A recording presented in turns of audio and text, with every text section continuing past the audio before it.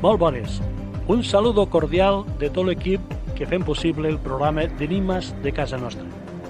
Un programa dedicat a la ufologia, als fenòmens paranormals, al cosmos, a les conspiracions, als enigmes i la història de Lleida i a l'entusiasme de viure. Aquest programa no vol influir en ningú, sinó que vol compartir informació. Quede a càrrec dels nostres oients la seva pròpia valoració i reflexió. Us invitem a participar a la nostra pàgina web, omnium.com. Allí trobareu tots els llibres i escriptors que han format part d'aquest programa i l'enllaç que portarà al Picat Ràdio, al YouTube i al podcast. Gràcies per estar amb nosaltres. Comencem.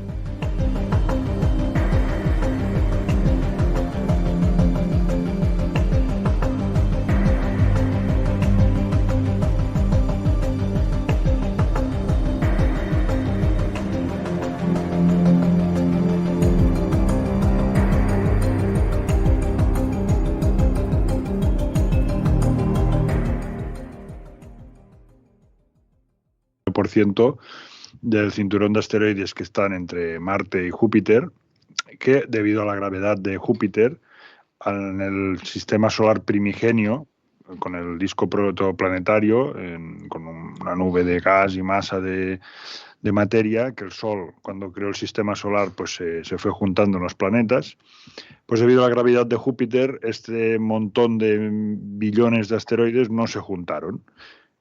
Hay un planeta enano allí, el planeta Ceres, que tiene incluso atmósfera, y ha habido misiones y habrá misiones para visitarlo, porque se cree también de que tiene algo de agua y restos de metano, por la composición de la atmósfera del planeta enano. Pero bueno, ¿qué pasa con los asteroides y meteoritos estos? Debido a la trayectoria de Júpiter, de la alta gravedad de Júpiter, algunos, en vez de dar vueltas al Sol, o dan vueltas al Sol, pero con una órbita más cercana a los planetas interiores, en este caso, pues los planetas rocosos. Recordamos que los planetas rocosos son los 4 primeros, Mercurio, Venus, la Tierra y Marte. Y a partir del cinturón de asteroides para afuera, pues ya son los gigantes gasosos, menos Plutón y Caronte, que son los, entre comillas, es el rey de los planetas enanos, Plutón, que ya están en el cinturón de Kuiper, que es otro cinturón más exterior del sistema solar que ocupa ya pues varias unidades astronómicas. Recordamos que la unidad astronómica es la distancia que hay entre la Tierra al Sol. Entonces, por ejemplo, Plutón está más o menos a 90 unidades astronómicas, o sea, 90 veces la distancia de la Tierra al Sol. Bueno, entonces estos meteoritos y asteroides a veces se desvían por motivos pues, de ondas gravitacionales, porque se les acerca demasiado a un planeta, o sea, se acercan demasiado a un planeta, o otras veces provienen en el 1% de fuera del sistema solar, como el asteroide meteorito entre medio, el Oumuamua. A ver, un momentito, diferencia entre asteroide y meteorito. Un asteroide normalmente es un cuerpo que da vuelta alrededor del Sol. Se caracteriza, puede tener hielo también, pero se caracteriza por no tener coma o cola. Porque si se acerca mucho al Sol y tiene cola, entonces ya deviene más un meteorito. Y también los meteoritos tienen la característica de que son objetos que se acercan muchísimo a la Tierra. Es decir, cuando vemos por la noche el cielo nocturno y entra una estrella fugaz, es un meteoroide, es un fragmento pequeño normalmente como un grano de arroz o una aceituna, o sea, una aceituna entrando a la velocidad pues, de 50 a 60.000 kilómetros por hora, que muchas veces no es que vayan, es que claro, cuando tú orbitas alrededor del Sol vas a estas velocidades. Si te topas con la atmósfera terrestre, pues te quemas por el efecto de la fricción. Y estos asteroides, el problema que tienen, incluso el IR4, el problema que tienen no es la grandaria, el problema es la velocidad. Fijaros, si nosotros cogemos una bala y tiramos con la mano la bala a otra persona, pues le rebotará, o si le dan un ojo le hará daño, si no casi ni se inmutará. porque la velocidad es muy poca. En cambio, si cogemos una pistola y disparamos, que va a 850 kilómetros por hora, pues la bala le atravesará por la... Y es la misma masa, pero con la velocidad pues es más peligrosa. Entonces, el peligro de estos asteroides es... Hay dos posibilidades. Una, que este asteroide impacte a la Tierra, o sea, que llegue al suelo, ¿vale? Entonces podría hacer una detonación de varias bombas nucleares como la de Hiroshima o Nagasaki, o sea, destruiría una ciudad. Ostras. Pero lo peor no es que detone en el suelo. ¿Hablan de 50 kilómetros a la redonda, cuadrados? Puede ser. Pero si detona en la atmósfera superior, puede dar un evento Tunguska, aquello de la Siberia, y arrasar una zona similar a la isla de Tenerife. Esto me has quitado la de esto de la boca porque estaba hablando de Tunguska, estaba pensando en Tunguska ahora, sí. Me has pillado telepatía. Exacto. Tunguska estalló en el aire.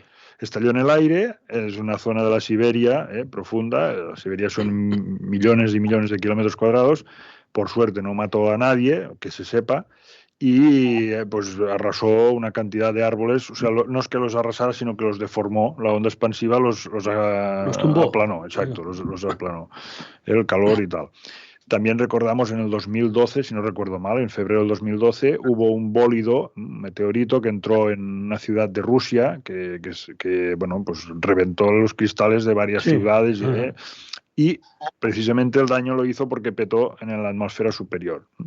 Pensemos de que la atmósfera superior, bueno, la superior y no superior. O sea, ¿a cuántos kilómetros la atmósfera superior está? Bueno, el espacio exterior, la línea de Kármán se calcula a los 100 kilómetros. Exacto. Y entonces, a partir de 100 kilómetros hay atmósfera, varios cientos de kilómetros. Por ejemplo, la Estación Espacial Internacional está a 400 kilómetros de media y aún así hay fricción con la atmósfera superior. ¿Los aviones llegan a 90 kilómetros? No. Un avión puede volar a 10 kilómetros de altura, más o menos, como mucho. Sí, los aviones intercontinentales que van por el Polo Norte o vienen por el Ecuador, por ejemplo, un avión que venga de Brasil, pues levantará muchísimo, porque también como más arriba vas, menos fricción tienes de la atmósfera y ahorras combustible, claro. Exacto.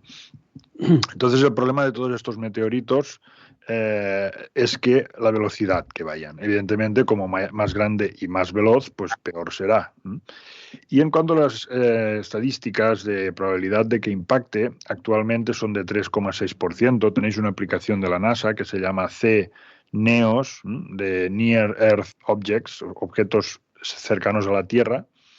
Y aquí os dice, actualizado, cada día que actualizan esta aplicación, pues os dice las probabilidades que hay. Es complicado ahora mismo porque el asteroide se está alejando. Es decir, imaginaros un coche que se está alejando muy lejos ya, que a simple vista pues vemos los faros pequeños, no podemos leer la matrícula, pero como es una cosa circular, cuando volverá a pasar por la Tierra o cuando se estará ya acercando al 2028, que este asteroide pasa cada 4 años, cercano a la Tierra, entonces allí se podrá seguramente rebajar a 0,0001 las posibilidades de que impacte la Tierra. ¿Por qué tiene posibilidades de impactar a la Tierra? Porque pasan más cerca que la distancia que hay entre la Luna y la Tierra. Entonces, estos objetos están considerados peligrosos, no ahora ya, sino en un futuro de decenas o cientos de años, ¿no? Que alguna onda gravitacional de algún planeta o alguna onda exterior puede alterarlos.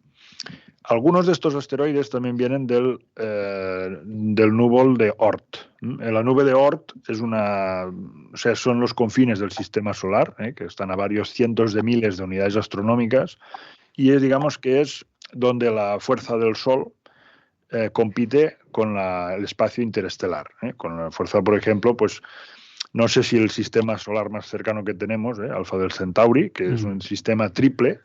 Hay Alfa Centauri A y B, que son 2 estrellas similares al Sol que orbitan muy cerca. Muy cerca, digo, no cerca. 4 o 5,5 años luz. Exacto, el sistema solar es así. Y entonces en este sistema también está una estrella, una enana marrón, que se llama Próxima del Centauri, que está muy lejos de estas 2 estrellas principales. y allí se sabe que hay planetas rocosos. A la velocidad que tenemos actualmente, o sea, la tecnología que tenemos nosotros, pues tardaríamos varios decenas de miles de años en llegar. Y no una nave espacial, sino algo pues que fuera a velocidades muy, muy rápidas. Por ejemplo, la sonda New Horizons de la NASA, que se está ya alejando hasta los confines del sistema solar, que el año 2016 pasó por Plutón, y esta sonda va, pues me parece, si no me acuerdo mal, a unos 80.000 kilómetros por hora. Ahora, claro, le ha superado la velocidad la Solar Parker Proof, que es esta sonda que pasa muy cercana al Sol, que pasa solo a 1 millón de kilómetros de la superficie del Sol, y la sonda Juno, que está dando vueltas a Júpiter, que también tiene que pasar a toda castaña. Estas sondas, piensa que la de Juno va, cuando pasa cerca de Júpiter, en su perihelio, cuando se acerca más al planeta, pasa a 450.000 kilómetros por hora. Y la Solar Parker Proof batió los récords de objeto hecho por la humanidad, la velocidad, en pasar a 1 millón de kilómetros del Sol a 700 u 800.000 kilómetros por hora. Imaginamos estas velocidades. ¿Qué pasa? Que después, cuando se alejan estos objetos a su afelio, a la parte más alejada del objeto que están orbitando, esta velocidad se reduce notablemente, igual a 30.000 kilómetros por hora, porque la gravedad del Sol los estira y los frena. Que pasa lo mismo con los meteoritos y asteroides naturales, digamos, que a lo mejor llevan 4.000 millones de años desde que se formó el sistema solar, 4.500 millones de años dando vueltas. Aquí no ha pasado nada. Lo que pasa es que se están descubriendo cada vez más, porque gracias a Dios los instrumentos científicos que tenemos para mapear todo nuestro sistema solar y estos objetos que no se ven, porque si tú ves el objeto, dices, mira, pues hacemos la misión para desviarlo. Pero si no lo ves, pues es complicado. Antes hablabas del UAUA. ¿Qué era? Del Oumuamua, sí. Sí. Teóricamente no, es un objeto interestelar seguro, que era un objeto raro entre un meteorito y un asteroide, ¿vale? Con un cuerpo metálico muy denso, y cuando pasó cercano del Sol, no tuvo mucha coma. ¿Qué pasó con este objeto? Que despertó la histeria, digamos, en el mundo científico, porque al cabo de un tiempo que estaba alejándose del Sol, cuando os comento que se tendría que ir frenando un poco porque el Sol lo estira, este objeto empezó a eyectar una cola o una coma de gases, y cambió un poco de trayectoria y se aceleró un poco. O sea, no os imaginéis que cambió mucho, sino que varios grados, muy poco. Pero claro, esto no es normal en los objetos. Por eso interpretaron que tenía que ser alguna máquina. Exacto, alguna cosa extraterrestre. Exacto. Pero por desgracia no creo que fuera. O sea, la probabilidad de que nos visitara una nave a la deriva de esta forma es, yo creo que prácticamente ciencia ficción, nula. Sí, nula. Si vinieran no los veríamos. Hace 65 millones de años en Yucatán. Exacto. El cráter del Chicxulub, ¿no? Creo que se llama. Y allí, extinguió la Tierra por completo, ¿no? Un 65% de la vida terrestre desapareció. Solo los pequeños mamíferos, algunas plantas y tal, pudieron aguantar el invierno nuclear, digamos, el apagón solar, ¿no? Este que hablabas antes de este que ya es que en el 29 será visible también, que ese no impactará sobre la Tierra, se aleja, pero no obstante, ese es más grande. El Apophis, ¿no? El Apophis, exacto, sí. El Apophis también primero se creó un poco más de histeria, también estuvo al 2%, creo, de probabilidad de impacto. Pero este que es peor, porque es más grande. Entonces, ¿Cuánto grande es más? Ahora no me acuerdo, pero creo que son 400 metros o 1 kilómetro, algo así. Se habla de un medio kilómetro o 1 kilómetro. El problema es que este objeto impactaría la Tierra pues a 50, 60.000 kilómetros por hora. O sea, la atmósfera no nos puede proteger. Pensad que cada día en la atmósfera hay, creo que son 2 o 3 toneladas de material, de meteoros y piedras y porquería espacial, excluyendo la porquería nuestra de los satélites, hay 2 toneladas de rocas que se funden en la atmósfera. O sea, cualquier noche que esté despejada, miramos al cielo y podemos ver un meteoroide perfectamente desintegrarse en la atmósfera. Has dicho de qué se compone. Hierro dentro. ¿Me dejáis que os interrumpa un momento, por favor? Sí. Podríamos abrir un poco el debate, porque es que si no... Espera un momento, espera. Estamos de espectadores. No, espera, un minuto. Sobre ¿de qué está compuesto, has dicho este? Normalmente están compuestos de roca y entonces hielo. Vale. Que es un motivo por lo que se cree de que el agua, la Tierra, en el disco protoplanetario, cuando se crean los planetas en un sistema solar, se juntan todas las moléculas. Es que, claro, es casi inimaginable la cantidad, ¿no?, de material y gases que existen para ir formando los planetas. Solo para acabar la explicación científica, creo que hace 5 años o así, se lanzó la misión DART de la NASA, que desvió ligeramente un asteroide, que como estos dos, el Apophis y el IR-24, que nos orbita, y lo desvió impactando una sonda, creo que es de media tonelada, a una gran velocidad, y entonces comprobaron de que el desvío de la trayectoria de este asteroide fue notablemente más grande de lo que habían previsto. Quiero decir con esto, de que todos estos asteroides que están observando, ya se ha planteado ahora incluso la NASA del año 2028 preparar una misión para intentar desviar este asteroide si subieran un poco más las probabilidades. Es decir, podemos tener una misión preparada para hacer esto. Bueno, damos la palabra tanto a Xavi como a Paco.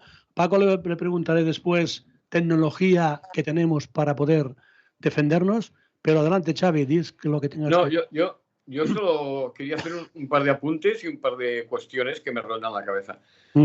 Primero, ese famoso IR no sé qué 2024. Que la IMA fue tan amable de pasarme un vídeo de una entrevista a una astrofísica de Tenerife. Sí, está muy bien ese vídeo, sí. Sí, y por lo que comentaron, ya el índice de probabilidad de que alcance la Tierra ya está en 2,4, ya no está ni en el 3, ¿no? No, el vídeo es más viejo, de los datos que te digo. Si miras ahora en la aplicación del móvil, en el CNEOS te sale al 3,6. Ahora mismo lo hemos mirado. Pues es curioso porque los datos iniciales daban 3,2 y en febrero daban 2,4. Entonces, quiere decir que habrá aumentado. Sí, pero es normal esto, porque como hay varios, piensa que no es una o dos personas, sino que son varios observatorios que lo miran.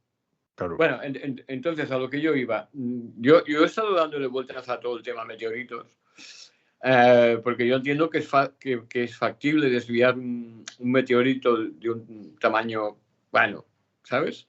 Sí, exacto. Depende del tamaño. Si viene un meteorito como el que causó la extinción de la vida en la Tierra, no sé yo, ¿sabes? Si hay capacidad de estar preparados para esto. Luego también me pregunto si depende de la previsión del lugar de caída del meteorito, que no fuera un meteorito de extinción, digamos, ¿cuál sería la reacción de los que tienen el botón para decir vamos a desviarlo? Porque como que estamos en un planeta de zumbaos, pues igual si dicen, no, es que es probable que se estrelle en la China. A lo mejor los Estados Unidos piensan, bueno, pues si es en la China, y ya se espabilan los chinos. La China tiene capacidad, para... Bueno, yo no digo que no. Hoy en día tiene... Bueno, yo no digo que no. Sí. Si me interrumpís no acabaremos nunca, Yo no digo que no tengan capacidad. Yo lo que no sé si tienen elementos de intercepción preparados. O sea, tener la capacidad y tener las herramientas son cosas diferentes, ¿vale? Yo tengo capacidad de tener un superordenador y no lo tengo. Pero tengo la capacidad. Esto es una. ¿Cómo reaccionarían los países no afectados, sobre todo los más poderosos, como Estados Unidos? Y que dice la China, dice, pues bueno, pues mira, va a caer en, yo qué sé, en Australia. Y que el señor del gato en la cabeza diga, bueno, pues yo se espabilan a los australianos, a mí no me afecta, ¿no? Esto puede pasar, pero es que lo mismo puede pasar con los rusos, que seguramente también tienen la capacidad Y si piensan y si el meteorito está previsto que caiga en según qué zona, digan, pues los de esta zona ya se espabilarán. Quiero decir que la intercepción de estos cuerpos espaciales también va muy en función de la voluntad de los que están capacitados para interceptarlos. Porque digan, si a mí no me afecta, pues que se espabile.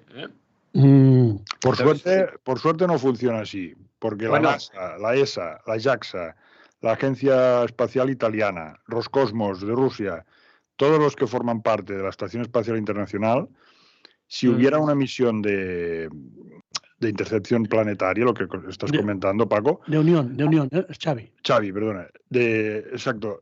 Interceptarían igual el asteroide, porque precisamente lo que dices tú, y si cae aquí, si cae allá, no se puede saber con exactitud dónde caerá hasta que cae.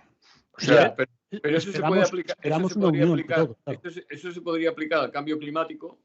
Y mira cómo vamos. Bueno, exacto. Sí.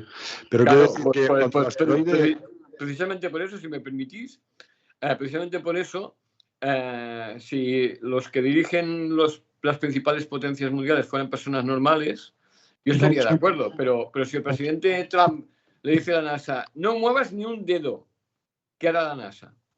Sí, pero partiendo de esta base, lo que te contesto científicamente... Sí, hombre, déjame llamar a mí ahora, que tú ya me has preguntado, ¿no? Yo he hecho una pregunta y no me la contestas. Claro. Sí, que te la estoy contestando, pero me vuelves a hacer la misma pregunta. Yo te estoy diciendo de que lo interceptarían seguro, porque cuando el meteorito impacta la atmósfera, es imposible que ningún científico de la Tierra te pueda decir, no, es que impactará seguro en esta ciudad. ¿Por qué?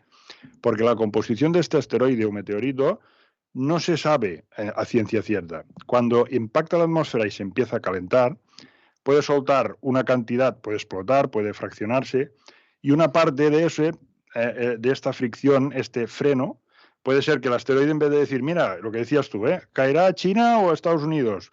Pues caiga a Taiwán o a Japón, porque en ese instante que se frena la atmósfera porque lo dejamos caer, pues se frena un poco o se acelera un poco y cae en Estados Unidos. A estas velocidades, cuando chocas contra la atmósfera terrestre un objeto de 50, 100 kilómetros, ya no sabes muy bien dónde te caerá.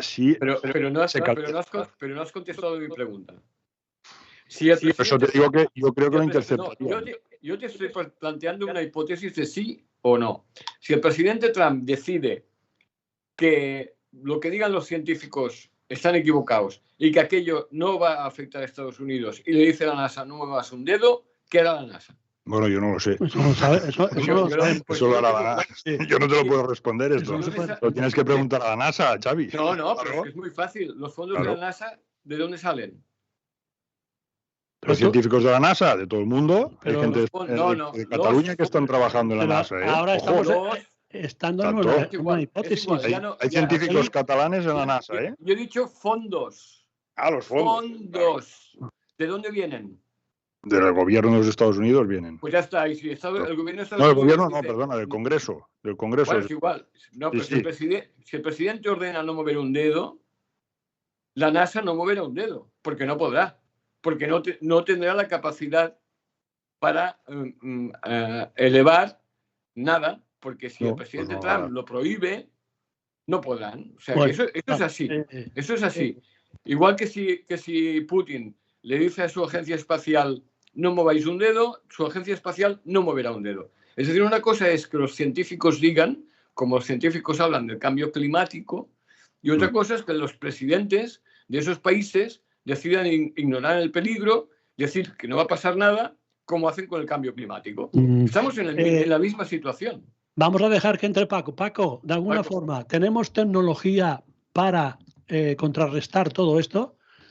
¿Tenemos conocimientos de los impactos que ha habido, aparte del impacto que otras cosas salen en cuanto a la... Porque claro, una bomba atómica, sabemos el impacto, pero luego lo que queda ahí son otras cosas que también influyen. ¿Qué tenemos o no? Bueno, yo diría que el problema que se plantea con este tipo de acciones es efectivamente la falta de experiencia. La experiencia es prácticamente ninguna, excepto la misión DART. que lo que hizo fue impactar sobre un meteorito que gira sobre otro, pero no sobre algo que viene a 100.000 kilómetros por hora y se dirige a rumbo de impacto.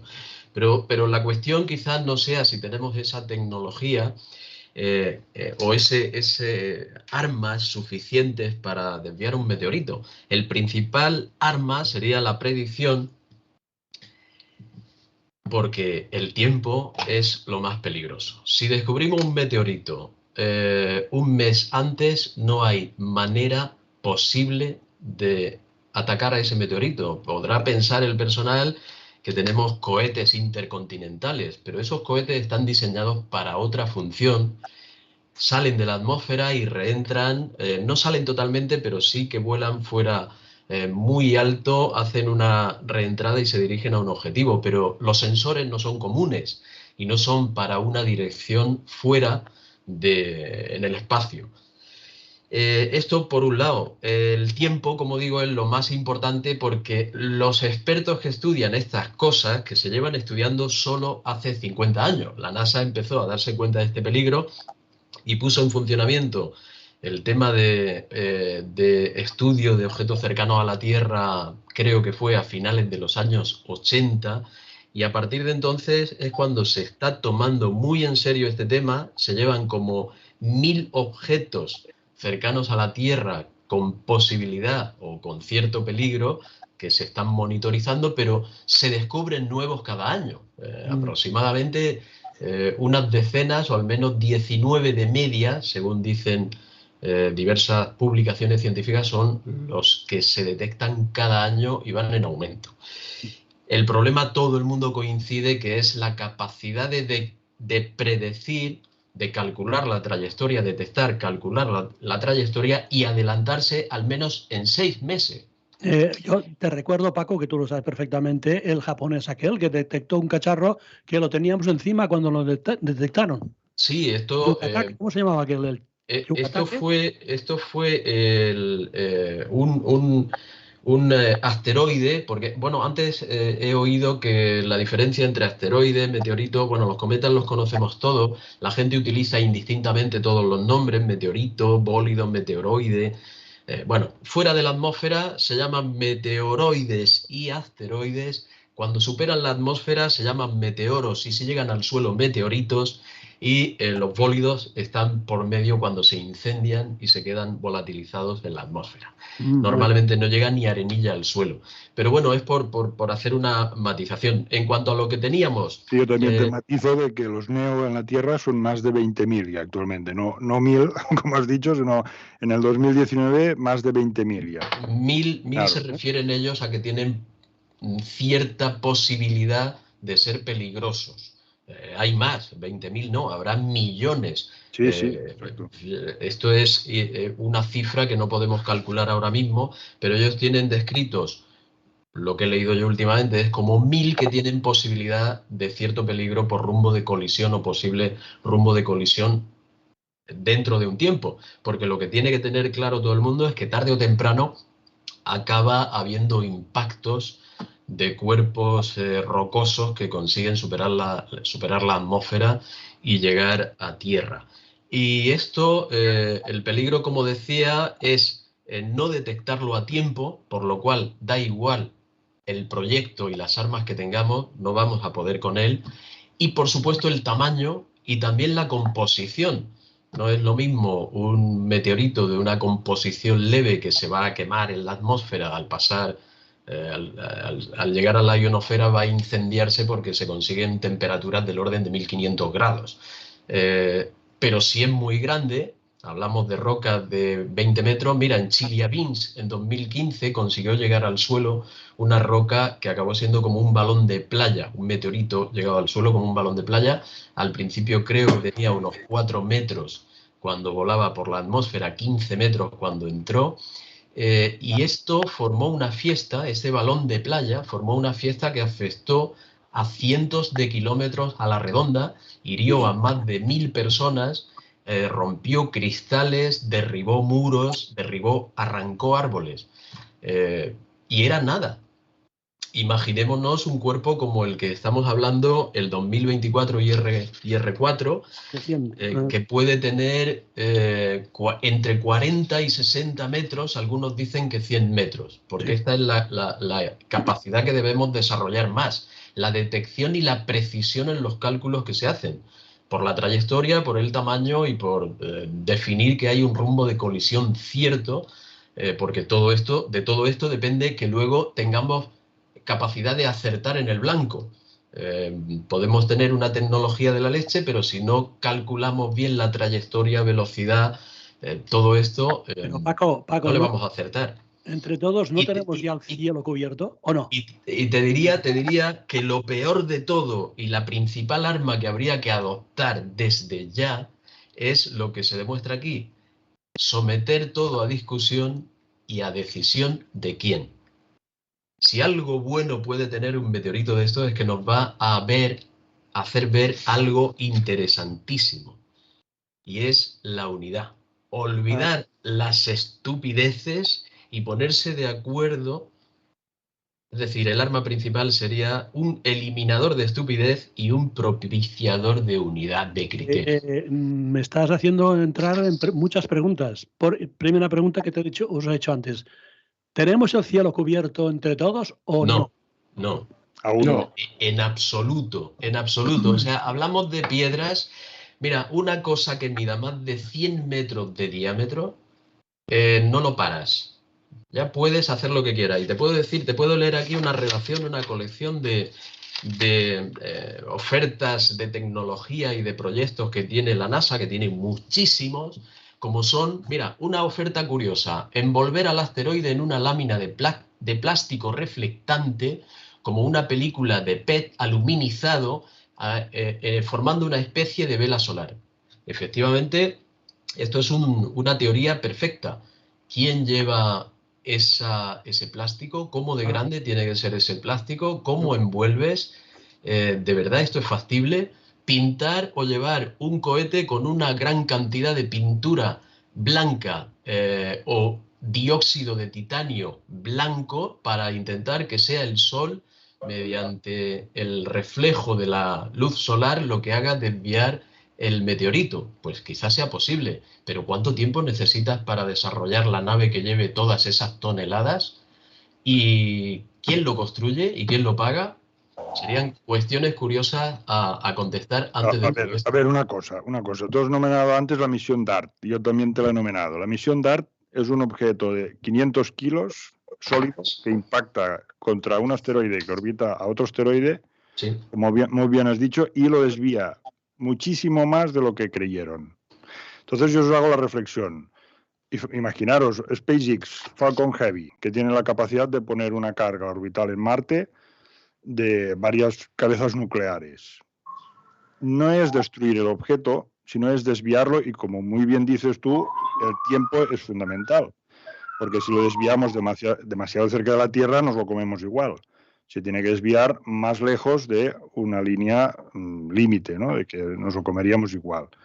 Entonces, la reflexión que os hago es, dejando de lado si sería o no por el tema político, etcétera, la tecnología y la capacidad puede existir ya evidentemente, lo que dices, depende del tamaño del meteorito, porque igual el Apophis, pues no sé si con cabezas nucleares en un flanco del meteorito o del asteroide se podrían desviar. Pero la tecnología en la misión DART precisamente sirvió para demostrar de que el camino es desviarlo de su trayectoria antes de que la trayectoria pues ya sea imposible, ¿no? Porque si lo destruimos el objeto en varios objetos más pequeños, pues la trayectoria igualmente nos comeremos los objetos pequeños, y lo que dice es el peligro, ¿no? De incluso un objeto pequeño pues causó todas esas personas heridas, o el efecto de Tunguska, etcétera. Entonces yo creo que la tecnología ya está, se tiene que desarrollar más, indudablemente. Y la otra cosa que os propongo es, si en un futuro de 10 años establecemos bases lunares, todo apunta en que Rusia, China y Estados Unidos estarían con bases lunares mineras, porque en la Luna, como sabéis, hay el helio 3, que aquí en la Tierra es más escaso, y en la Luna, en la superficie lunar, en el regolito lunar, pues hay helio 3, y que si se refina es combustible para cohetes. Es decir, la base para ir a Marte o cualquier otro lugar del sistema solar, la plataforma en el aire es la Luna, porque no tiene atmósfera prácticamente, la gravedad es mucho más baja que la Tierra, etcétera. Entonces yo os propongo esta, ¿no? No sé si lo sabíais todo esto, pero la opinión vuestra sobre... ¿Sería sensato crear un sistema de defensa, pero que partiéramos desde encima de la Luna para desviar objetos cercanos y tal? Sí, bueno, yo, si me permitís, yo quiero apuntar algunas cosas de las que ha dicho Paco y de lo que hemos comentado hasta ahora.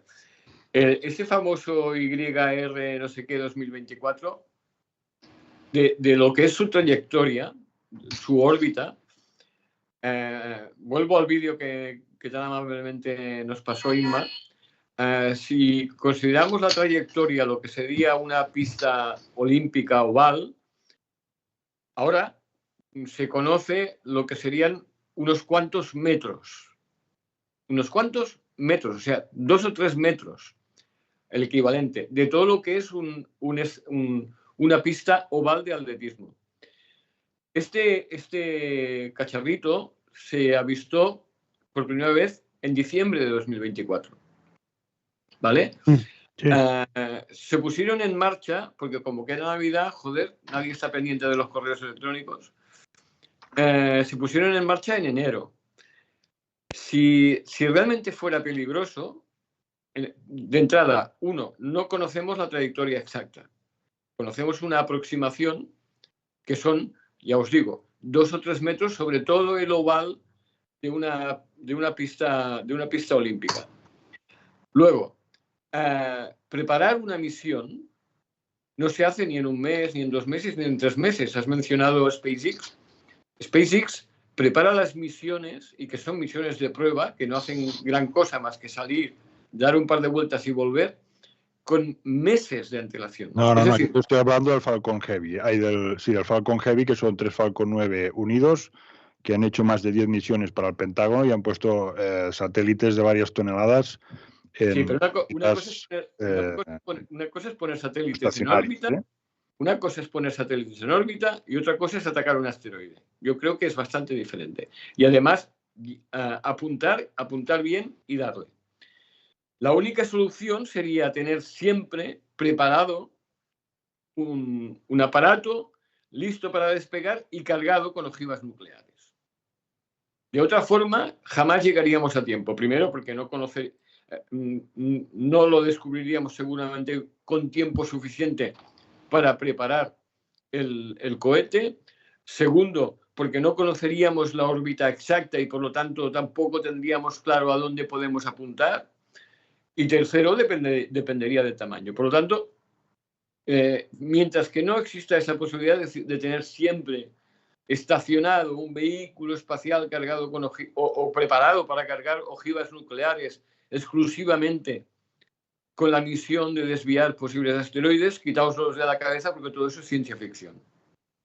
Entre otras cosas porque, aunque obviemos la política existe. Es decir, tú puedes obviar un elefante que lo tienes delante tuyo, pero el elefante sigue estando ahí. Bueno, Xavi, pero lo hemos dicho, la misión DART de la NASA ya desvió bastante un asteroide de su rumbo. Un asteroide que orbitaba alrededor de otro asteroide. O sea, sí. ¿Os puedo decir? ¿Cuánto medía el asteroide? Perdona, ¿cuánto medía el asteroide? No sé cuánto medía, pero lo desvió suficiente, pero no lo desviaron con la intención de sacarlo de la órbita del otro, para no liarla, claro. Perdona, pero la medida es importante. Ahora te lo busco. Porque si medía 3 metros, vale, pero uno que mida 500 metros... No, 3 metros no medía, porque la sonda que impactó contra él pesaba 500 kilos. Ahora te lo busco, Xavi. Paco, habla, dis. Sí, no recuerdo lo que iba a decir, era una matización a Xavi. Pero bueno, sí, estoy de acuerdo en general en lo que dice Xavi. El problema está en la capacidad de detección y tener la antelación suficiente. Ya recuerdo lo que iba a decir, es que, por ejemplo, la misión DART creo que se inició en 2018 para ser finalizada en 2022. Hablamos de 4 años, ¿eh? O sea que el tema está en que estas misiones, los expertos, dicen que en una situación de emergencia necesitaríamos 6 meses para tener toda la parafernalia, construir el cohete, diseñar, calcular órbitas y todo esto, y tener suerte, porque no hablamos de algo como DART, que era un objeto que orbitaba a otro. No es un asteroide que se dirige a 100.000 kilómetros por hora o más hacia su objetivo. Tienes que calcular muy bien para ponerte a su lado, a esos 100.000 kilómetros por hora en el espacio, o tienes que acompañarlo para debilitar. Otro de los sistemas que se han propuesto es enviarle un pulso de iones que desgaste la superficie, y al desgastar la superficie puede variar su trayectoria. Pero tienes que acompañarlo, tienes que conseguir esa velocidad y acompañarlo durante un tiempo, porque si no, no vas a poder hacerlo. Un enfoque mediante espejos, un enfoque solar para vaporizar material de la superficie. Incluso se ha propuesto mandar un motor, un cohete que se acerque a él y lo empuje. Un cohete de gran potencia, como un motor puesto adosado al asteroide, que sea capaz de producir un empuje que lo mueva de su trayectoria. Pero todo esto son teorías, porque hablamos de fuerzas y tamaños con los que nunca se ha probado absolutamente nada. Claro, una cosa es la teoría, la otra cosa es la práctica, ¿eh? Porque... No hay experiencia en este sentido. Bueno, entonces... fijaros, un momento, fijaros, porque sí que hay experiencia. La misión DART, el Dimorphos, que me lo ha preguntado ahora Xavi, son 160 metros. La misión DART impactó en el Dimorphos, que está dando vueltas alrededor del más grande, Didymos de 780 metros. Se impactó contra el pequeño de 160 metros, que es igual, más grande que el IR-24. Es decir, la experiencia de impactar con algo a un asteroide, desviar la trayectoria, está allí. Lo que comentas tú también, Paco, de que es muy difícil calcular las órbitas, no estoy de acuerdo, porque cuando tú calculas 2 puntos de una órbita de un objeto, ahora estamos calculando la órbita de alejamiento, esto estoy de acuerdo con Xavi, de que sabemos muy poco de la órbita, pero dentro de 2 años o menos, cuando ya el asteroide, habrá llegado al afelio, la parte más alejada de su órbita del Sol, entonces se verá exactamente la órbita. Y entonces es cuando o caerá a 0 la probabilidad de impacto o incrementará pues al 90%, o vete a saber tú. Entonces, cuando nosotros vemos un objeto, la órbita del objeto solo que tengamos 2 puntos de la órbita, ya se puede calcular exactamente por dónde pasará. ¿Y por qué varían tanto entonces los cálculos y las noticias sobre el rumbo de colisión? Lo que te está diciendo Xavi, de que solo se ha podido observar el punto de alejamiento y muy pocos metros, porque en un mes no varía tanto. Es decir, Xavi, completamente de acuerdo contigo, que es como una pista de 100 metros que solo han podido analizar los científicos 3-4 metros, porque es lo que se desplaza el asteroide, aunque se desplace a miles de kilómetros por hora. Entonces, también pensamos de que la velocidad de los objetos alrededor del sistema solar, o sea, alrededor del Sol, si van muy deprisa, también por la fuerza centrífuga, cuando pasan alrededor del Sol, puede ser que les desvíe lo suficiente a lo largo de los años o miles de años, y la trayectoria que entran ya no es un oval, la trayectoria que entran es hiperbólica, y esos objetos se van fuera del sistema solar y ya no vuelven. Entonces sí que es difícil calcular las órbitas, Paco, pero cuando tú tienes 2 puntos de una órbita, sabes la velocidad del objeto y más o menos el tamaño, porque este objeto, como no emite luz, es difícil y aparte que no es una redonda, son objetos ovoides, ¿no?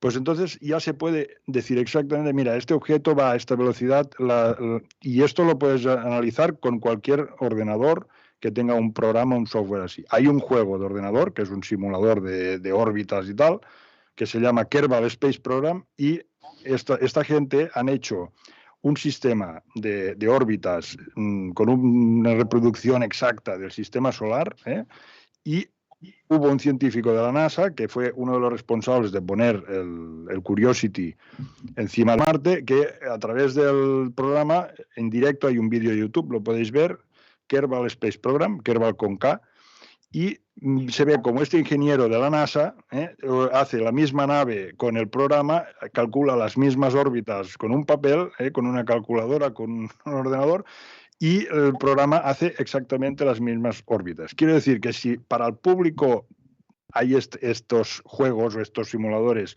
que ya te dicen exactamente la órbita, imaginaros todas las agencias espaciales, el software que tienen allí metido de que pueden ya mirarlo.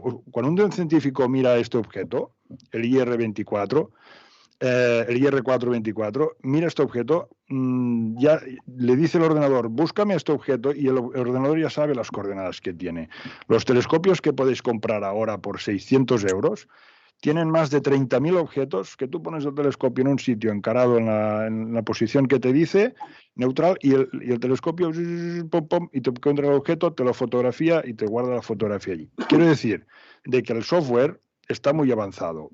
La tecnología también. La posibilidad, pues estoy de acuerdo con vosotros, de que hay que cogerlo a tiempo. Por eso os hacía la pregunta de que si creéis que la Luna tendría que ser igual una base, como muy bien habéis dicho, de una nave o varias naves con capacidades nucleares o yo qué sé, cualquier otra cosa, que lo que decías tú, ¿no, Paco? De todas estas teorías de emitir un rayo de iones, ¿no? O de meterle alguna cosa al asteroide para que lo desviemos de la órbita. O sea, yo quiero preguntaros vuestra opinión al respecto de esto, de la Luna. ¿Cómo tiene que ser la Luna? ¿Tiene que ser una base minera, una base de misiles, una base de naves hacia otros puntos del sistema solar?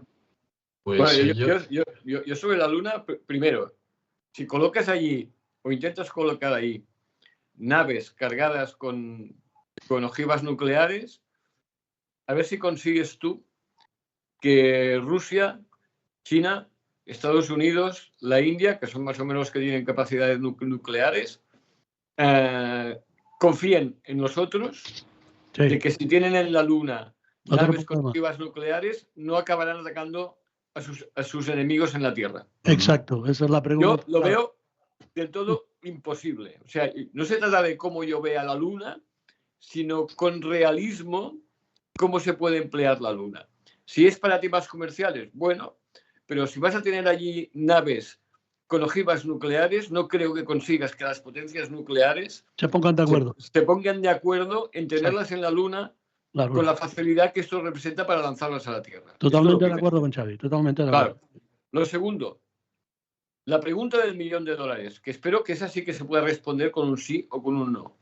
Si el IR-4 2024, en vez de tener una probabilidad del 3% de impactar con la Tierra, tuviera una probabilidad del 100%, ¿podríamos desviarlo? Ah, amigo. Ahora mismo sí, de tiempo vamos bien.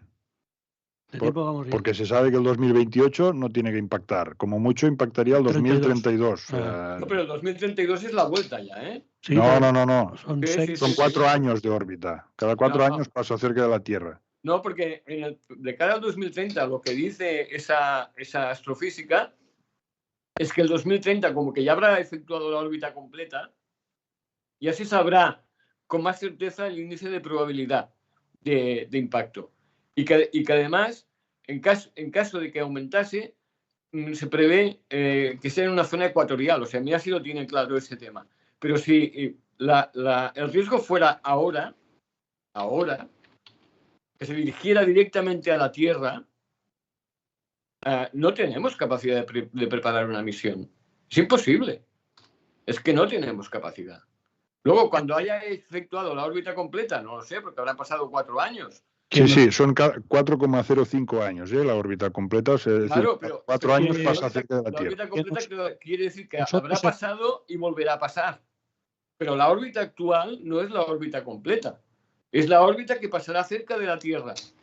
Luego hará la órbita completa y cerca de 2030 volverá a estar en la situación de ahora. Este cometa cada 4 años pasa por el mismo punto, entre comillas, porque nunca existe el mismo punto en el espacio, de este oval que comentabas de la pista de... O sea, es decir, ha pasado ahora 24 En de aquí diciembre de 4 2028 volverá a No pasar. va a pasar, sí. Claro, Y en claro, pero, diciembre de 2032, que es Bueno, cuando puede impactar claro, la pero zona eso es ecuatorial. lo que acabo yo de decir. Quiero decir, en Sí, sí, sí. 2028 estará en el punto que está ahora. Quiere decir que ya habrá pasado cerca de la Tierra. Sí, exacto. Es decir, al Por lo tanto, 2027, si se hace una misión para desviar este asteroide, en el 2027 tiene que estar preparada, porque cuando la trayectoria de este objeto pase, lo ideal, lo ideal es desviarlo cuando se está yendo, Claro. no cuando vuelve, porque cuando Claro. vuelve, si fallas, y es O lo sea, que que dice tú Xavi. estás convencido que en 2 Claro. años, tú estás convencido que en 2 años estaríamos preparados para lanzar un cohete con las armas No hace necesarias. falta armas para este, Xavi, porque es lo que te comentaba. El DART. Para impactar, es igual, para impactar Sí, con hombre, un cohete, Sí. con lo que quieras, es igual. ¿Pero tú crees que en 2 años se podría preparar esa misión? Si tú me dices que la premisa es del 100% de impacto, yo creo que todo el mundo mueve el culo, perdón, para que no impacte. Eso no es una visión científica, eso es un acto de fe. Sí, bueno, pero es que tampoco tenemos la información, no sabemos cómo está China, no sabemos cómo está Rusia, no sabemos realmente qué es lo que tienen cada uno. Pero eso no lo vas a... el tema no es lo que tienen, el tema es el tema es ponerse de acuerdo. Eso sí. Y tener la voluntad de ponerse de acuerdo. Eso es lo que yo pongo en duda. O sea, sobre el papel todo es fantástico y perfecto. Ya, pero la realidad... O sea, vamos a ver, me estáis queriendo hacer creer que tenemos claro que el impacto del cambio climático en la Tierra 2030 será desastroso. Y hay un señor que se llama Donald Trump que dice que el cambio climático no existe y que no hay que hacer nada. Y que hay un señor que se llama Milei en Argentina que dice lo mismo. Y que hay un señor en España que se llama Abascal que dice lo mismo. Y no hacen nada efectivo. Y me estáis haciendo creer que con una cosa que nadie la ve, porque el cambio climático lo ve todo el mundo, pero un asteroide solo lo ven una serie de personas. Bueno, esta gente no lo ve, Xavi. Esta gente que has nombrado no lo ve el cambio climático. Perdona. A ver, acaba pronto, Xavi, acaba. No quiero decir lo que tengo que decir. Pero acaba pronto. Habéis estado media hora con una sola intervención. Dejad que los demás se explayen. Pero no siempre con lo mismo. ¿Por qué? Cambia. No, yo sigo insistiendo. ¿Tú me quieres decir que Trump no ve los incendios que se han producido en Los Ángeles? Claro que lo ve. Bueno, me acaba de decir que Trump no ve el cambio climático. Claro que lo ve, pero lo niega. Claro que lo niega. ¿Quieres decir que con un asteroide que no lo ve nadie, nada más que los científicos, no lo va a negar, por ejemplo? Bueno, pues eso es tener mucha fe en la humanidad y sobre todo en Trump. Ahí va la pregunta que os voy a hacer. Ahora, lo mismo que estás diciendo tú, Xavi.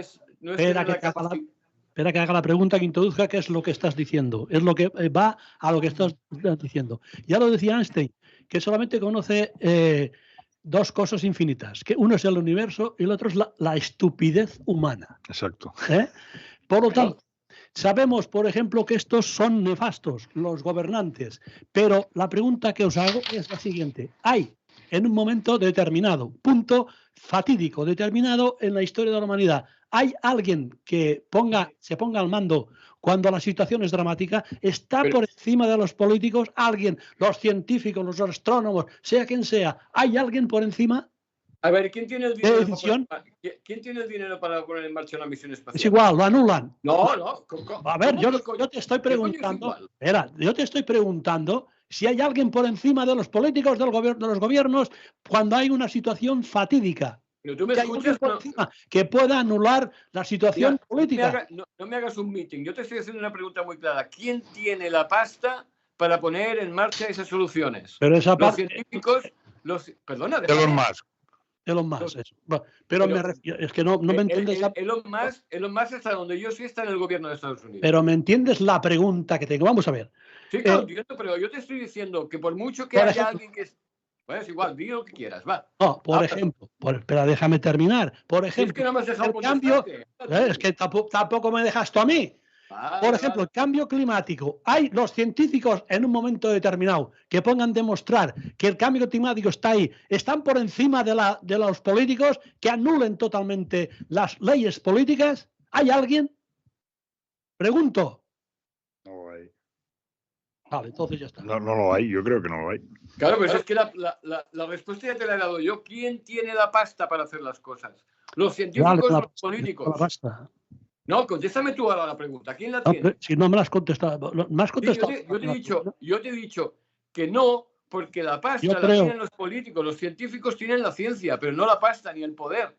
Pero sí que hay leyes que otorgan el mando a la gente que entiende.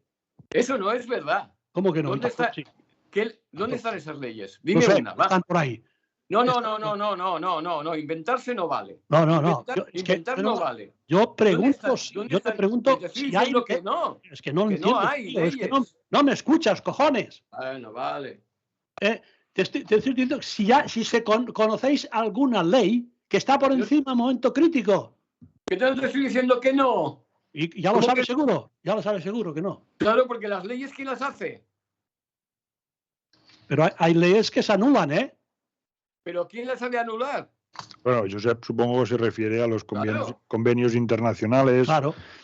Seguro que hay alguna ley, o sea, no ley, sino alguna especie de simposium a nivel de Naciones Unidas de que, igual que la NASA comunicó pues, a Naciones Unidas los primeros de que había estas posibilidades, ¿no? de cualquier asteroide que pueda llegar a impactar a la Tierra, pues seguramente hay, o sea, no son leyes, Josep, seguro que no, pero son memorándums, son consejos, ¿no? de cómo actuar. Por ejemplo, lo que dice Xavi, yo estoy de acuerdo, o sea, la visión fatalista de si dejarían caer o no el asteroide, pues sí, Xavi, puede ser. O sea, ¿cuál sería la solución?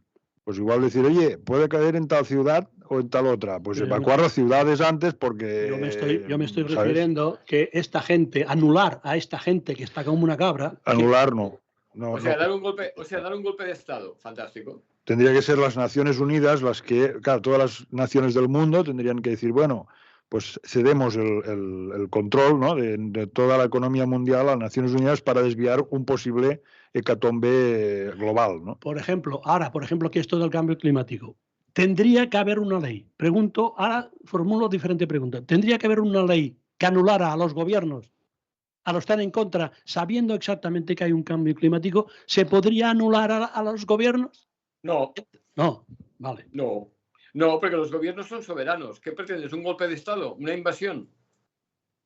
¿Invadir Estados Unidos para anular a Trump? Porque es soberano. Estados Unidos son soberanos. Imagínate. Pueden hacer lo que les dé la política. Están gobernando. Pero que es igual, pero son soberanos elegidos por el pueblo, hijo. Sí, pero bueno, tiene que haber algo. No hay, pero bueno, eso que dices tú es el mismo precepto en el que se basaba Hitler. Como que nuestros gobernantes son unos inútiles, me los quito de en medio. Porque yo soy la solución.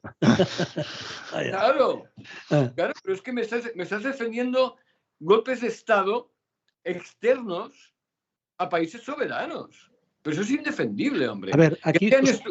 Los gobernantes son estúpidos porque los votan estúpidos. Ya. ¿No lo entendéis? Vamos a ver, sí, se entiende perfecto. Ahora, por ejemplo, aquí en Cataluña neutralizaron a un presidente por sacar una pancarta. Y ahora hay un presidente que se ha cargado, que ha hecho sobre eso de Valencia, y resulta que a este hombre no le pueden tocar. Sí que puede. ¿No hay ninguna ley? No. Sí que puede. Lo que pasa es que no hay mayorías suficientes para aplicar un 155, ¿lo entiendes, no? Pero el 155 está ahí, ¿no? ¿Cómo es que el gobierno no aplica el 155? Porque no puede, porque tiene que tener mayoría en el Senado. ¿Quién tiene mayoría en el Senado? Ya, perfecto. Pues ya está, vale. Nada, claro. No hace falta hablar más ya. Claro, pues es que los poderes de los países son soberanos. Pero es que esto tendría que neutralizarse, Xavi, en un conflicto planetario.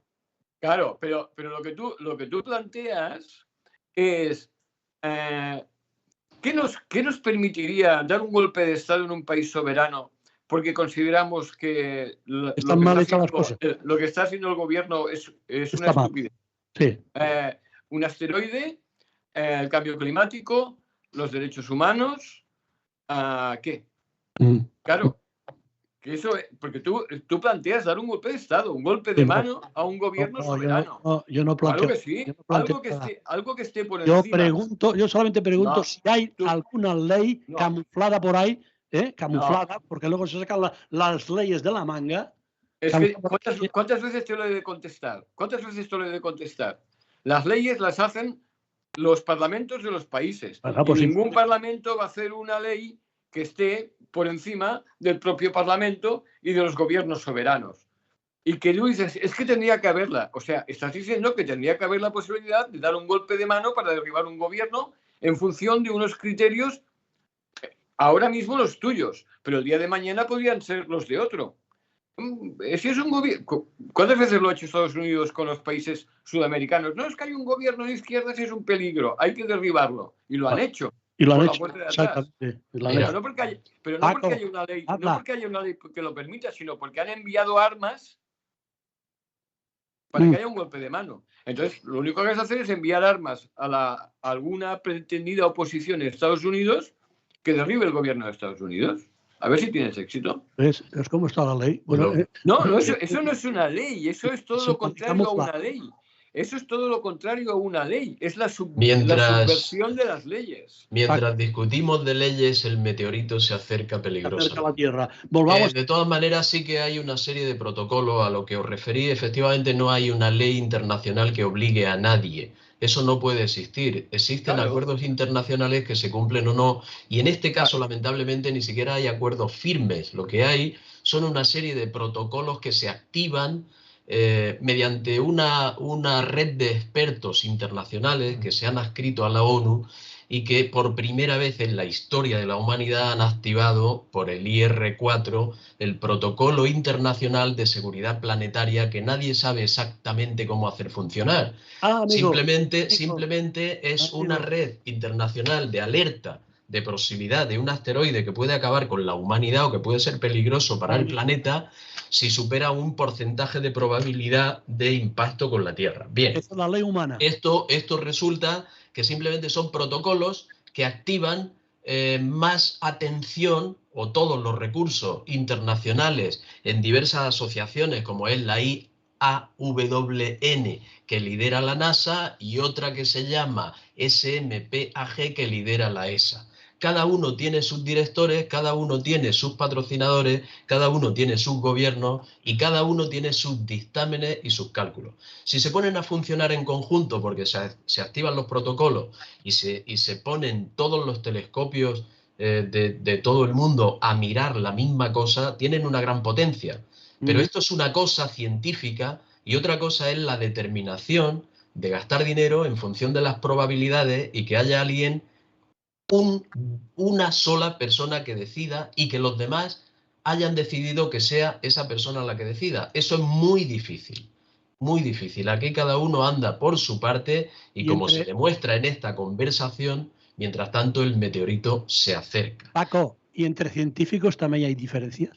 Por supuesto que siempre las habrá. Hay incluso gente que propone una cosa que el científico tan doctorado como el primero se opone a ella porque cree que es una cosa errónea, o por aquí entraríamos ya incluso en la lucha de egos. Pero quería referirme, había hablado antes de la base de la Luna. Existe un intento de esa base lunar desde hace muchísimos años. Ya existió el proyecto Horizonte del año 1959, pero ocurre una cosa curiosa. Hay algo fuera del planeta que lo impide, que lo trastoca todo. ¿Por qué? Mira, aquí estamos guerreando. Siempre han sido enemigos acérrimos rusos y americanos.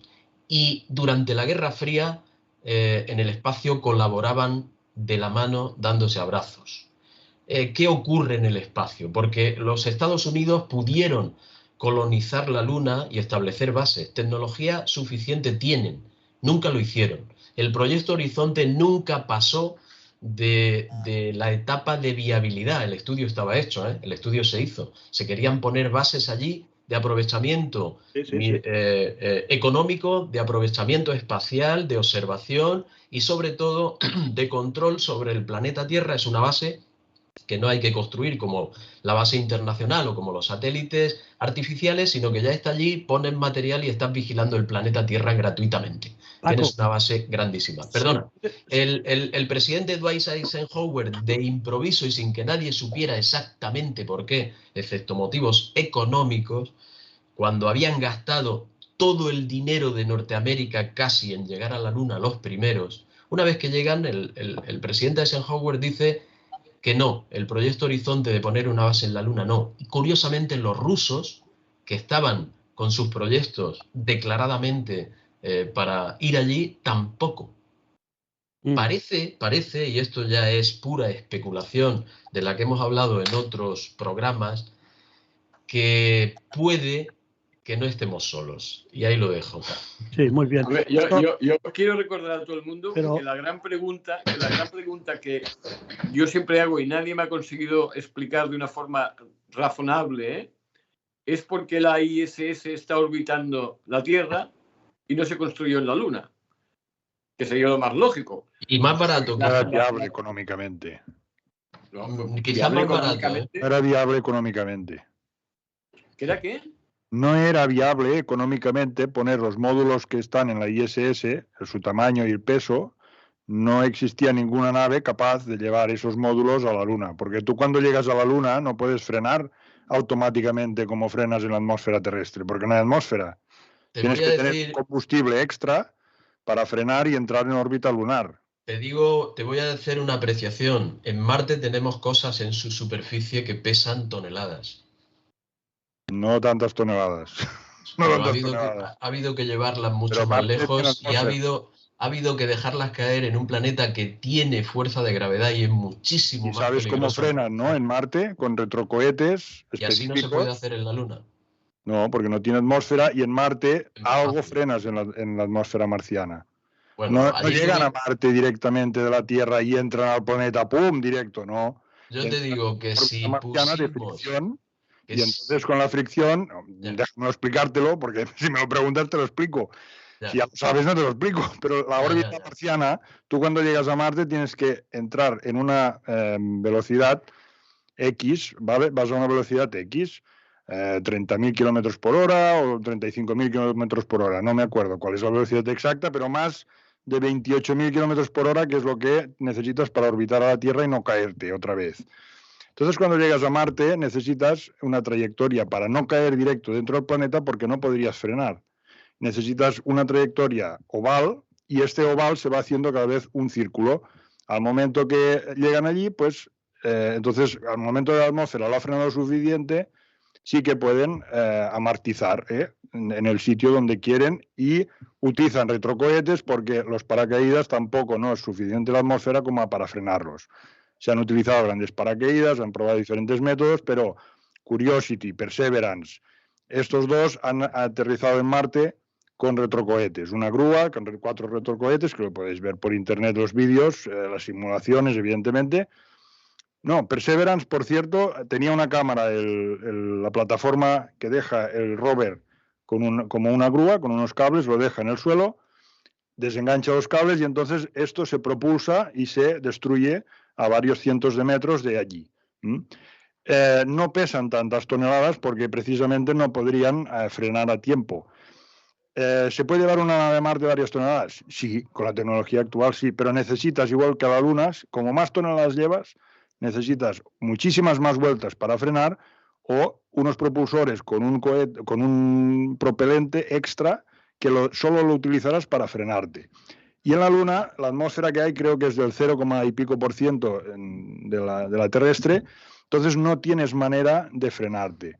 El transbordador espacial, que era lo que sube, ya ha subido, bueno, ya no sube pobre porque está retirado, pero lo que subía a los grandes módulos de investigación de la ISS, que esos sí que pesan pues 10 toneladas, 20 toneladas, el Space Shuttle no puede llegar más allá casi de la órbita que, por ejemplo, pusieron el Hubble en funcionamiento, que está a unos 800 kilómetros orbitando la Tierra, pues ya prácticamente gastaban todo el combustible para llegar al Hubble. Por eso ya no es viable ahora mismo de ir al Hubble para prolongar, o sea, para alargar su vida, ¿no?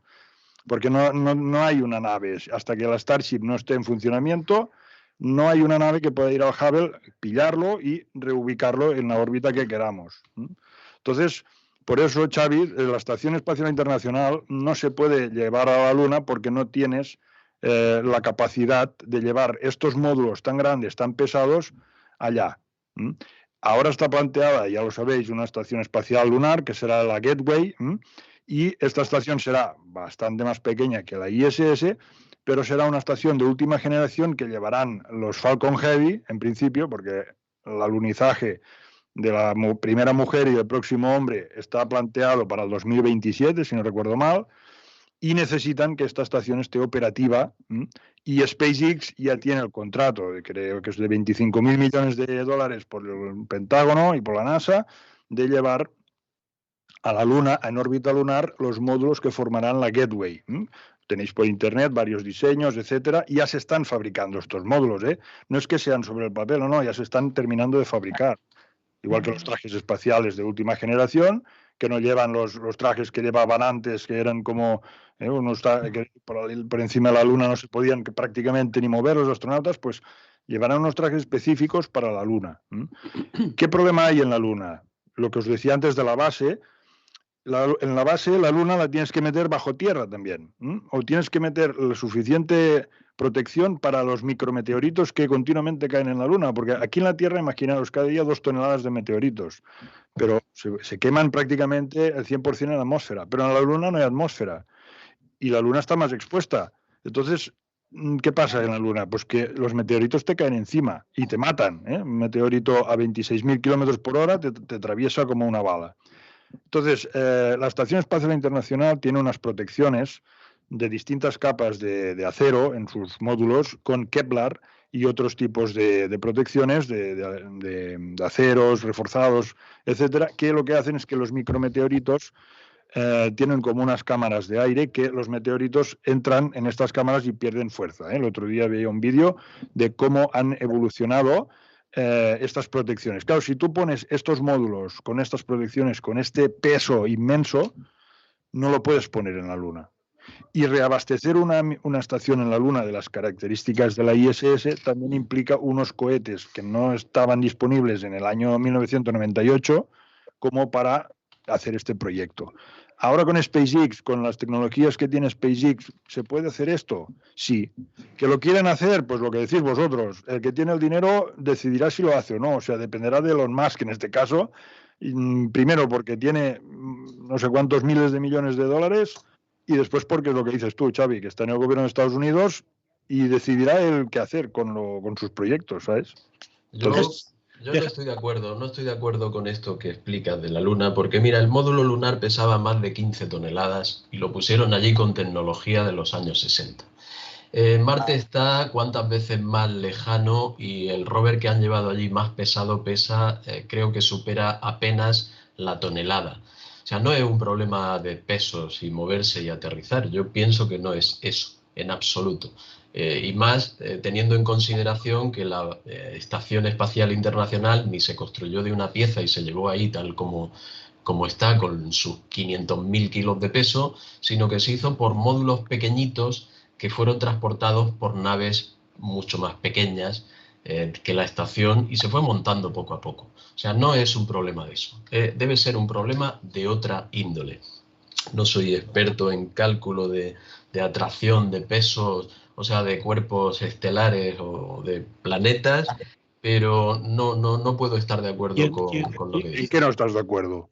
En que no se puede montar una base en la Luna por un problema de pesos. Yo te hablo de 1998, de que no se podía montar la estación espacial actual, sí, que está aquí en la Tierra. Pero es que no, es que la Luna. No, bueno, yo respeto lo que dice y estoy seguro de que tiene razón, pero me llama la atención que en los años 60 se pudieran llevar 15 toneladas sin problema y aterrizar en la Luna el módulo, el Eagle, que aterrizó allí, pesaba casi 16.400 kilos, y que 30 años después hubiera un problema de peso para llevar módulos partes pequeñas para ser montadas allí. No puedo estar de acuerdo, por un razonamiento de lógica sencilla.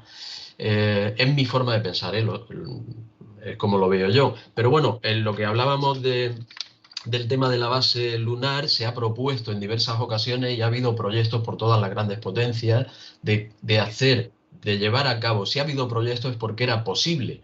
Y resulta que a la hora de la ejecución, es decir, ha pasado la fase de estudio, ha pasado la fase de propuesta, y cuando tenía que ser ejecutado, lo que quiere decir que era posible, se podía llevar a cabo, cuando tenía que ser ejecutado es cuando se han arrepentido.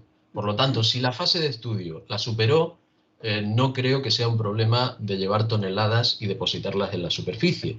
E insisto que hay proyectos por todas las grandes potencias de colonizar la Luna. Y sin embargo apareció de repente un tratado espacial internacional que sí lo ha respetado todo el mundo, de no militarizar el espacio y de no tomar posesión de ningún cuerpo fuera de la Tierra. No puede ser nombrado de ningún país. ¿Por qué? Porque cuando la colonización es algo consustancial a cada imperio, y en este caso de los Estados Unidos o de la Unión Soviética, ahora Rusia, como se está demostrando en Ucrania. Aquí sí, y en el espacio que es más fácil, no. No se entiende demasiado bien que haya un acuerdo y haya una unidad por ahí fuera y no la haya aquí. Es algo... Sí que la hay, bueno, en la Antártida sí que la hay. En la Antártida, perdona que te corte, pero sí que la hay. Entra dentro de la incoherencia humana permanente y de las cosas raras que hacemos. Pero me alegra. Además, Paco, hay otra cosa rara que tampoco se ha explicado, y es que después de algunas misiones espaciales que se hicieron a la Luna después del alunizaje, la NASA abandonó totalmente todos los proyectos de viaje a la Luna. Hombre, hasta hace unos pocos años. Sí, pero ha habido un intervalo de abandono absoluto de proyectos de viajar a la Luna. Pero esto te lo ha contestado Pedro antes, que he dicho que a partir de que Eisenhower vio que se habían gastado todo el presupuesto del país para llegar el hombre a la Luna, al final económicamente dices, bueno, si sigo con este ritmo, paga y vámonos, porque nos vamos a... ¿Pero cuántos presidentes han habido después de Eisenhower? Pero una puntualización. Es cierto que Eisenhower pudo tener un motivo económico. Estaban muy preocupados por la economía, pero había una misión Apolo que estaba completa, solamente para prender fuego al motor y que llegara a la Luna. El dinero estaba liberado, todo estaba construido, los astronautas estaban entrenados y todo estaba para entrar en la cápsula y despegar. Y se suspendió por completo. Eso no es un motivo económico. Es que me la habéis dejado antes votando y tengo que empujarla. Si no, me voy a... Vamos a ver. Estábamos hablando sobre la estupidez. Estábamos hablando de los gobiernos en la actualidad. Vosotros, pregunto, ¿pensáis o tenéis alguna información respecto que de forma no oficial haya un pacto entre gobiernos, de forma no oficial, para hacer esas cosas en el espacio? De forma oficial lo hay. Hay un acuerdo espacial internacional con una normativa. De forma no oficial. A conocer a la opinión pública qué es lo que están haciendo. De forma no oficial se hacen, y en secreto se hacen muchísimas cosas en este planeta. Estoy absolutamente seguro. Pero como son en secreto, no lo sabemos. No, pero podemos sospecharlo. Bueno, eso ya, y mira, yo pienso que a la Luna se ha ido en muchas más ocasiones de las que nos dijeron. Correcto. Y me baso para ello en que hay una serie de astrónomos. El primero fue un aficionado de Canadá que consiguió fotografiar un edificio de unos 7 pisos en la Luna. Y esto está por ahí publicado, hay un estudio sobre ello y no hay un reconocimiento expreso, pero ese edificio existe ahí y ha dado para muchas teorías. Una de ellas es que... ¿En qué año? Una de ellas, pues esto debió ser a finales de los años 70 aproximadamente, o primeros 80, no tengo aquí la información. ¿Y cómo la hizo la foto? ¿Con un telescopio? Sí, claro. Pues te puedo decir que eso no es verdad porque actualmente con las fotos que, o sea, las cámaras fotográficas que tenemos, los telescopios actuales que tenemos, desde la Tierra no puedes fotografiar un edificio en la Luna de 7 plantas. De forma oficial. Bueno, pues eso está publicado, no me lo invento yo, lo puedes buscar, me gustaría... No digo que te lo inventes tú, te digo que yo no creo que sea verdad. Bueno, científicamente te puedo demostrar que actualmente con un telescopio, con la cámara de última generación que quieras, la metes en el telescopio, mires la Luna y no verás dónde están las misiones Apolo. No estoy tan seguro porque hay espejos de 1 metro que se pusieron allí para hacer mediciones. Los ves con láseres, no los ves con telescopios. Y sí, no, yo no te lo digo seguro porque estoy en la Asociación Astronómica de Lleida y tengo 40 compañeros que tienen unos telescopios de miles de euros, que tienen cámaras, que hacen fotos de galaxias que no veo yo con mi telescopio, y todos me dicen lo mismo, que encima de la Luna es imposible ver casi las misiones Apolo con telescopios de radioaficionados y con las cámaras actuales que hay. Entonces, fotografiar en los años 70 un edificio encima de la Luna,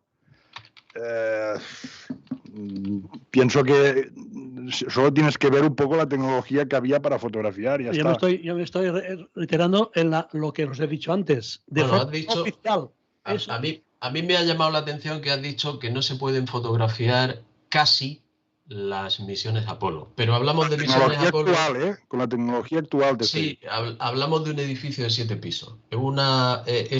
7 por 3 son 21 sí, hombre, pero en los años 70 no teníamos la tecnología de las cámaras actuales que tienen pues entonces voy a hacer una cosa. Me voy a comprometer a buscar la información, se la mandaré a Josep que te la deje ver. De acuerdo. Muy bien, sí. Bueno, pues vamos al cacharro que se da vueltas que viene para aquí. Bueno, posibilidades. Tenemos un tanto por ciento que va subiendo cada vez más. Supongo yo que todo caerá, no vamos a asustar a nuestros oyentes, que todo caerá en agua de borrajas. Como antes ha habido otros aspectos que han pasado, sí, cierto, cerca del planeta Tierra, y algunos se ha estrellado, pero poquita cosa. O sea, yo creo que hoy en día tenemos la suficiente tecnología en el espacio para poder darnos cuenta, porque claro, tenemos todos los cacharros que dan vueltas controlados. Yo lo que pienso es que hay un factor que no hemos tenido en cuenta, y que lo estamos evitando, supongo que a conciencia. Pero si se publicase que hay una misión para mover un asteroide que va directo a la Tierra, el asteroide no sé si acabaría con la civilización, pero la histeria colectiva seguro que sí. Sí, y tanto que sí. O sea que estoy totalmente de acuerdo. Por eso la información será confidencial. La información por lo tanto, el tema es susto o muerte, ¿sabes? Quiero decir, como en Halloween. Pero claro, ahí está. Nos avisarían si hay un asteroide. Pues harían un cálculo. Dirían, a ver, si avisamos, ¿qué consecuencias habrán socialmente? ¿Sobreviviremos a esas consecuencias o es mejor no avisar? Si no avisamos, ¿es porque lo hacemos a escondidas o simplemente porque no lo hacemos? Te diría que aquí entra muy bien la película No mires arriba, que viene el objeto y al final es la tele la que condiciona el comportamiento de las masas. Claro.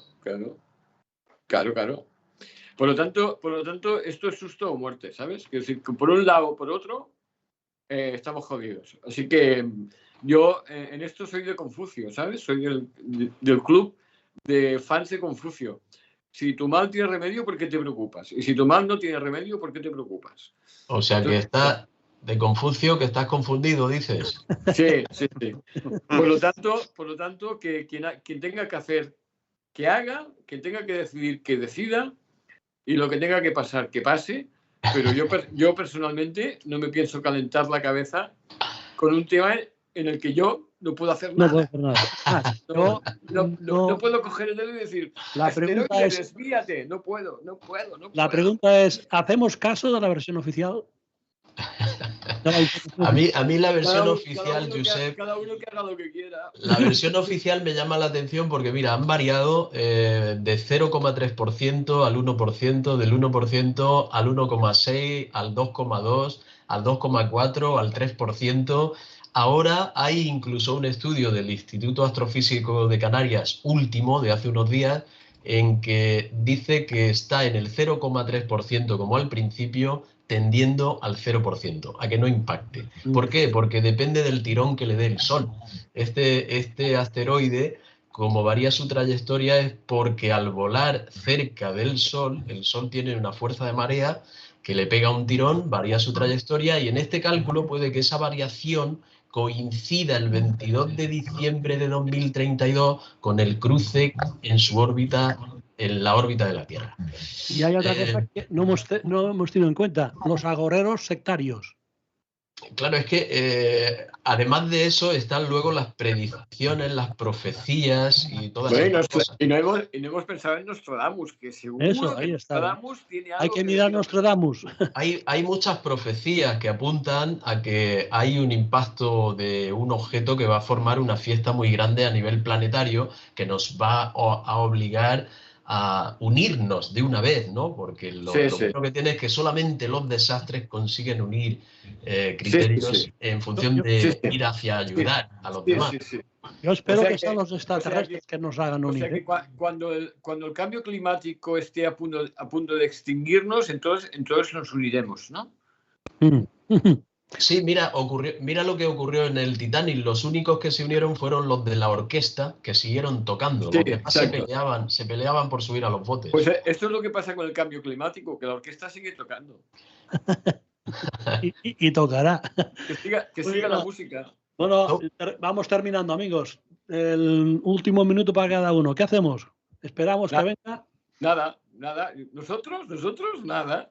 O sea, comprar, yo voy a hacer una recomendación. Creo que debemos comprar las mejores gafas de sol que haya en el mercado y un buen chaleco de inflable, porque mira, las ondas de choque, cuando ocurren estas cosas, lo más peligroso no es que se lanzan al espacio miles de millones de toneladas de polvo y luego viene un invierno nuclear y todo esto, sino que las ondas de choque pueden viajar muy lejos y pueden producir vientos de hasta 2.500 kilómetros por hora y reventan los cuerpos.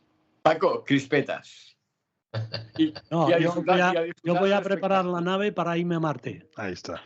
Crispetas y a disfrutar de eso. Dile a Elon Musk que te la vaya calentando. Calentando más, que me ponga la nave y ya os espabilaréis aquí. No. Es mejor dirigirse a los subterráneos que hay en Montserrat. Allí hay un búnker subterráneo que puede aguantar. O dos. El asteroide yo pienso que, bueno, por desgracia, ¿no? Como no nos caerá encima, lo que decía Charlie antes, como no nos caerá encima, hacemos algo. Oye, de esto, ¿cuáles son las perspectivas de dónde va a caer? ¿Dónde va a caer ¿Qué han hecho? Dijeron que, dijo la astrofísica esta, que en una zona ecuatorial, en caso de que cayera. Sí, hablan del Atlántico a la altura diríamos, desde las Antillas, aproximadamente cerca del Ecuador, una línea trazaron por todo el Atlántico que pasaba por mitad de África aproximadamente y llegaba hasta casi la zona de Golfo Pérsico, una cosa por ahí. Yo te voy a hacer una predicción. Caerá en Hawái y el presidente de Estados Unidos le declarará la guerra al asteroide. Como represalia por atacar a las fuerzas navales norteamericanas de Hawái. Como lo haga después del impacto, le va a quedar poca fuerza. Pero él por declarar, ¿nen? O sea, él por hablar. Hará un tweet diciendo algo sobre eso. Estados Unidos le declara la guerra al asteroide por atacar a las fuerzas navales de Hawái. Ese hombre es un showman, ¿eh? Está el tío. La verdad sí. Pero el problema es que no está solo. O sea, han hecho una convención en Estados Unidos que ha ido el argentino, el español, el de italiano. Yo que sé, el italiano. O sea, esto ya no es un tío ocurrente. Esto ya es un grupo de la comedia absolutamente vomitivo. O sea, es para acojonarse, ¿eh? O sea, a mí me da más miedo esto. O sea, yo ayer estaba pensando, ¿qué es más probable? ¿Que nos caiga un asteroide o que estos enajenados mentales nos autodestruyan? Y la, Yo respuesta, creo- la respuesta era fácil, ¿eh? No, Sí, mira, ahora mismo sí. Ahora mismo, Xavi. Trump, Yo desde que vi a Elon Musk con su niño en los hombros, dando pataditas por allí, dando una conferencia del presidente de prensa la oficial, potencia sí. número 1 del mundo, creo que cualquiera puede pulsar el botón que no es y liarla. Trump ya ha dicho, hará un tuit y dirá, quiero destruirlo yo este planeta. Exacto. No vengan Sí, a sí. destruir, yo lo quiero destruir yo. Y lo hará. O sea que, por lo tanto, yo sigo con lo de Confucio, ¿sabes? A rezar, a rezar. No, yo con lo de Confucio. Si tu Sigues mal tiene confundido, remedio, ¿no? ¿para qué te preocupas? Y si tu mal no tiene remedio, ¿para qué te preocupas? Y como Claro que ni nosotros podemos hacer que el señor Trump recupere la cordura si alguna vez la tuvo, ni podemos hacer nada por desviar, parar o destruir un asteroide que se dirija a la Tierra, chicos, que siga la música. En caso de violación, disfruta tú. Sí. Bueno, eso ya no, Esto ya no no es se dice. verdad. Ya no Bueno, se dice. Héctor, gracias per vindre. Vamos Gràcies. altres, moltes gràcies. Muchas Esto gracias. seguiremos el tema. Siempre es ¿no? un placer, y tanto. Seguiremos Cada semana os iré informando de las predicciones que dan de impacto en las noticias Estupendo. espaciales. Si va a caernos encima, no hace falta que avises. ¿eh? No, Quiero decir, No, diré que hay un quédatelo 90 y pico por ciento de posibilidades que nos caiga encima, ya está. No, quédatelo para ti, no hace falta que nos lo expliques. Bueno, Xavi, Paco, hasta la próxima. Gracias por vuestro apoyo y ayuda. Venga, Molt bé. abrazo. Adeu. Muchas gracias y Adeu. una abrazada a todos. Igualmente. Igualmente. Adeu. Hasta luego. Adeu.